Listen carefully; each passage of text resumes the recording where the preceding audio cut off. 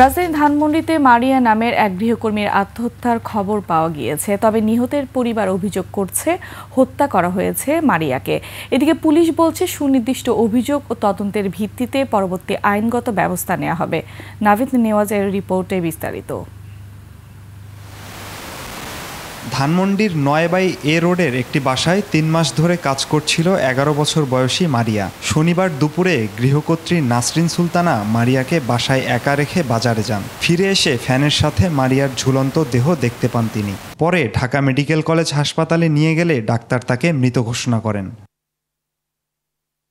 এদিকে নিহতের পরিবারের সদস্যরা অভিযোগ করছেন মারিয়াকে হত্যা করা হয়েছে। এই হত্যার সুষ্ঠু বিচারের দাবিও জানান তারা। আমার নাতি তো সুসাইড করতো, আমার নাতি ফিয়ানো তুলাই থাকতে আমার টাইম নিয়ে আনতো গা, ডাক দিয়ে আনতো। আমার নাতি নিচে ফালাই মারা গেছে, মরছে মনে বেন্যে বেলা ডাট হয়ে গেছে গা।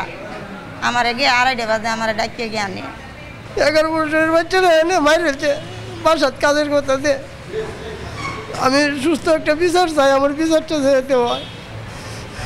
এ বিষয়ে ধানমন্ডি মডেল থানার ভারপ্রাপ্ত কর্মকর্তা বলেন, অভিযুক্তকে হেফাজতে রাখা হয়েছে এবং তদন্ত সাপেক্ষে পরবর্তী পদক্ষেপ নেওয়া হবে। তার গায়ে কোনো ভায়োলেন্সের চিহ্ন আছে কিনা এইসব এখনো আমরা কোনো কিছু জানতে পারিনি।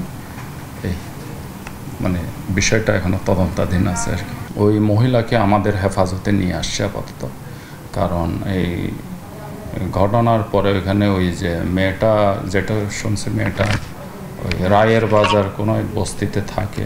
তবে বস্তির 300-400 মানুষ নাকি এখানে আসছিল। একটা মবের মতো একটা সিচুয়েশন ক্রিয়েট হয়েছিল। এই জন্য আমরা ওই মহিলাকে আপাতত আমাদের হেফাজতে আনছি। সুষ্ঠু ও নিরপেক্ষ তদন্তের ভিত্তিতে মৃত্যুর আসল কারণ উদ্ঘাটন হবে বলে মনে করছেন এলাকাবাসী। নাভিদ নেওয়াজ, 21 টেলিভিশন, ঢাকা।